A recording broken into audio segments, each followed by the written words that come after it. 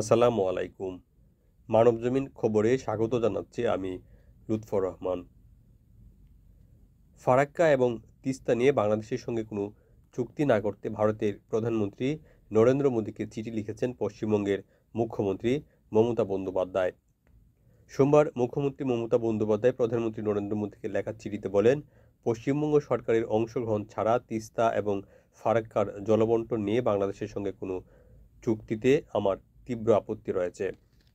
পশ্চিমবঙ্গের মানুষের স্বার্থ নিয়ে কোনো আপোষ করব না। কলকাতার দৈনিক আনন্দবাজার মমতা বন্দ্যোপাধ্যায়ের চিঠির বিষয়বস্তু প্রকাশ করেছে।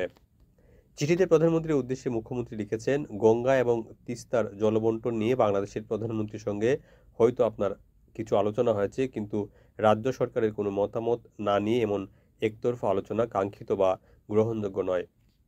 বাংলাদেশের সরকার এবং জনগণের সঙ্গে যে তিনি সুসম্পর্ক রাখতে চান, সেই বার্তা দিয়ে মমতা জানিয়েছেন, ছিটমহল বিনিময়, রেল ও বাস যোগাযোগের মতো গুরুত্বপূর্ণ পদক্ষেপে দ্বিপাক্ষিক সম্পর্ক নিবিড় হয়েছে। গণমাধ্যম নিয়ে পুলিশ সার্ভিস অ্যাসোসিয়েশনের প্রতিবাদ দুর্নীতিগ্রস্ত কর্মকর্তাদের প্রতি নৈতিক সমর্থন জুগিয়েছে বলে মনে করে নিউজপেপার্স owners association of Bangladesh NOAB.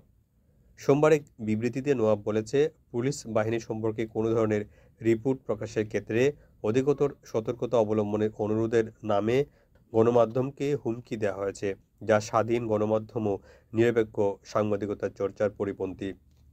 NOAB সভাপতি এ কে আজাদ ও সহসভাপতি এএসএম শহীদুল্লাহ খান স্বাক্ষরিত বিবৃতিতে বলা হয়, নোয়াব মনে করে বাংলাদেশ পুলিশ সার্ভিস অ্যাসোসিয়েশনের প্রতিবাদ দুর্নীতিগ্রস্ত কর্মকর্তাদের নৈতিক সমর্থন জুগিয়েছে।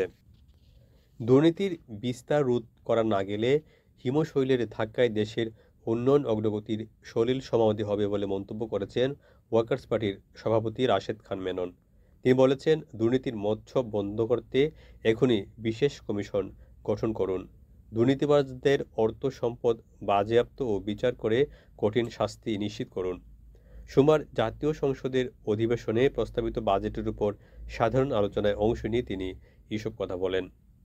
মেনন বলেন, রাষ্ট্রীয় ক্ষমতার অপব্যবহার করে দুর্নীতির সম্প্রতি যে চিত্র বেরিয়ে আসছে, তা দেশের ভাবমূর্তি কেবল নয়, সরকারি বিভিন্ন প্রতিষ্ঠান সম্পর্কে জনমনে অনাস্থা সৃষ্টি করেছে। রাজধানীর এবারকেয়ার হাসপাতালে চিকিৎসাধীন বিএনপি চেয়ারপারসন বেগম খালেদা জিয়াকে করোনারি কেয়ার ইউনিট থেকে কেবিনে স্থানান্তর করা হয়েছে। সোমবার বিকেল 4:30টায় মেডিকেল বোর্ডের পরামর্শে খালেদা জিয়াকে সিসিইউ থেকে কেবিনে নেওয়া হয় বলে তার ব্যক্তিগত চিকিৎসক ডাক্তার এজেডএম জাহিদ হোসেন নিশ্চিত করেছেন।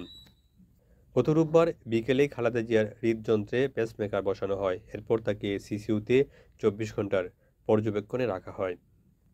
অধিকৃত ক্রাইমিয়া উপদ্বীপের সেভাস্তোপোলে ইউক্রেনের ক্ষেপণাস্ত্র হামলা এবং হতাহতের ঘটনায় মস্কোয় নিযুক্ত মার্কিন রাষ্ট্রদূতকে তলব করেছে রাশিয়া। হামলার জন্য যুক্তরাষ্ট্রকে দোষারোপ করে এর পরিণতি ভোগ করার হুমকি দিয়েছে দেশটি।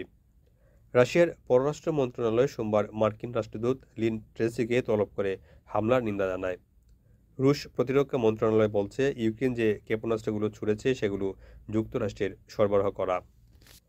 গত রোববার সেভাস্তোপোলে এই হামলা হয়। এতে 2 শিশুসহ 4 জন নিহত এবং প্রায় 150 জন আহত হয়। মানবজমিন খবর শেষ হলো।